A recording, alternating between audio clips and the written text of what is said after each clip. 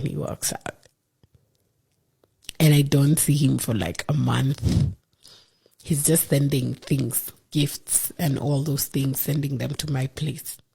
I've come from a family where, you see those families that say, you wezi mwacha ati juu ni mbaya, you guys have a kid together. So I used to have that mentality. Yes. To persevere through anything, yes, as long as he's the father of your child. Yes, and I'm thinking, you know how people keep saying he may change.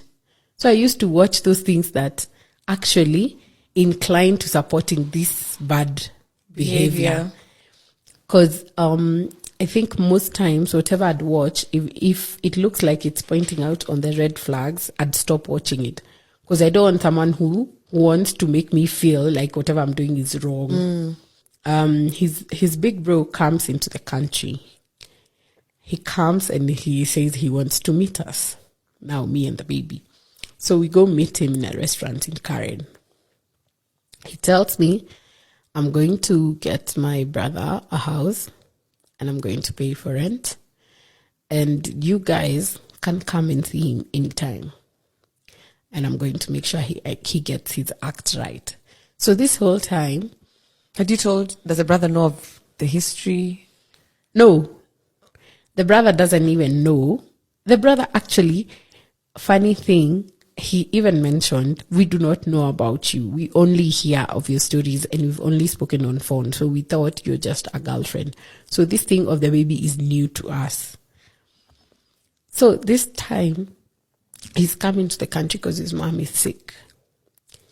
So I tell Ray, I'll be here for you because your mom is not feeling well. And he says, yes, I need you to be here.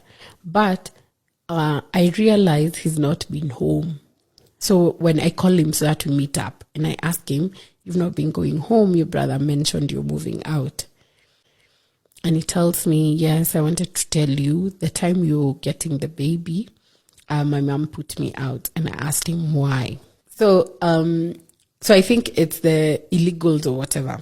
And I think maybe the mom had been pushed to the wall because of even your drinking and now your habit is becoming excessively bad. I need to show you, you need to step up. So if living outside this house will make you step up, me, I'm fine. And it's not like the mom has said, I won't pay your bills, but I need you to know when you live outside there, I am not there. I am not the person you'll find at home. So you have to grow up and get your things together if you want me to support you. So now that the mom is sick, of course, he'll have to leave work and go to the hospital and all that. So the mom's health gets worse and later on she passes. So I'm there for him this whole time. I even go for the matanga with How old is your baby at this point? He's like 3 months. So I go for the matanga with my baby. So we go, and I'm seeing this thing actually has affected him. Even how he's behaving, even when his friends come. And he had stayed off the bottle for a while. So it's like he's reminiscing and saying, I've been doing things wrong. And maybe he does not know where to start from to make things right. So after that, we start now hanging out. Now he says, let's start afresh. Let's act like people who've met. We have a baby, but let's act like we've just met. So let's make this new and erase all those bad things I did before. And I tell him I'll give you that chance. But we need to be sure of what we're doing because now it's not just us two. So around June, so the mom had passed on in Feb. Around June, my dad started getting sick as well. So I tell him, every time I tell him, I can't meet you because I have to go to the hospital because now we're only 3 in our family. So we have to take turns. He gets so angry and he's like, what do you mean you have to go to the hospital? And I'm like, my dad is sick. And he's like, okay, but your dad can wait. And I tell him, okay, you need to differentiate between, I'm not saying I won't come see you, but I'm saying, could you give me some time? I have to do the visiting hours now because I have to go back to work. And I always used to tell him before, because I'm very communicative. I don't want you to start thinking other things. So I tell him, today, if visiting hours is at 4, I think we'll have to meet earlier, so that I also create room for whatever I want to do after. So after a month, my dad also passed on. So it's the same year we've lost parents. So now I think he was more affected by the grief, because men don't cry or show it. So for me, the whole time my dad was sick, I was actually letting it out and all that.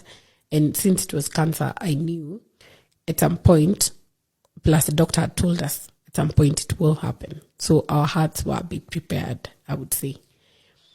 So I tell him, you lost your mom so abruptly, because the mom, it was a sort of an accident. And you need to speak to someone, because you bottling all this and you going back to your old habits is not helping.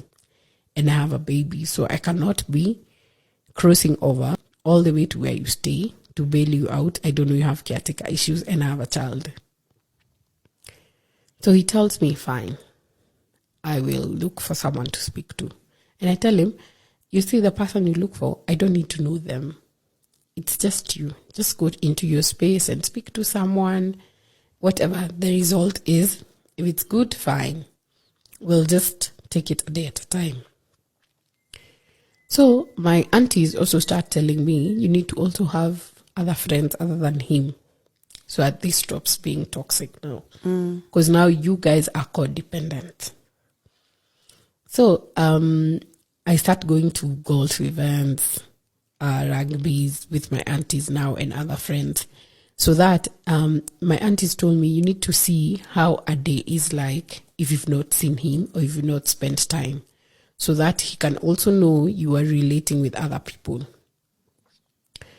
So there's this time I go for a golf event and I have fun, a lot of fun, I remember. And there's this guy who came, he wasn't even hitting on me. He starts speaking to me and I tell him I have someone and all that. And he tells me he also has someone. But he's just like me.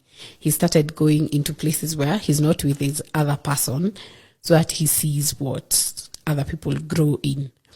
So we speak on friendships, work, and all that. So the guy tells me, you see, now this whole day will be something you can share with him when you get home, if you're going to his house. And tell him that's a good idea. And I tell my aunties, when you're going home, drop me off at Gray's house. So they drop me off.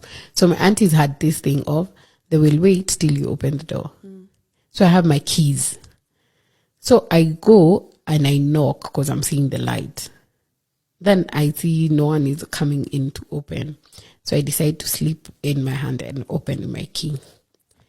I open and I find him standing just close to the door, and there's a girl seated on the bed.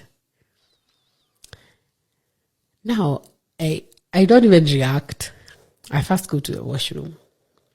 Then I come out and I ask him, who's that? And he tells me, this girl I've been talking to about whatever we discussed. So I look at the girl and she's wearing Gray's t-shirt and she has nothing below, like underneath. Yes, just the t-shirt. So I tell him, and what sort of discussions have you guys been having? And he tells me, just on grief and all that. So this girl decides to snap. And she starts telling me, you don't know what I've been going through. My parents divorced. And I look at her and I tell her, our parents are dead. Are you seeing me sleeping around with everyone in this building? And yours are just divorced. You're lucky. She starts crying. So I tell Gray, my bag is outside with my aunties. And now the auntie I was with is a bit cuckoo. So Gray knows her. So Gray starts telling this girl, you better leave. So this girl is insisting we are not done with our discussions. And I tell Gray, I think the best decision right now I will be the toxic one. So there are like 4 flights of stairs down and 4 flights up. That takes me around 30 minutes.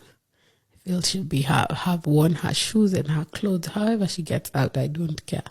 She goes through the balcony, your choice. So I go to the cab to get my bag and to pay the cab so that it takes my auntie. So I tell my auntie, there's a lady in the house. My auntie says, what? And he tells the Uber guy, put your timer on waiting. I'm coming. So we go upstairs.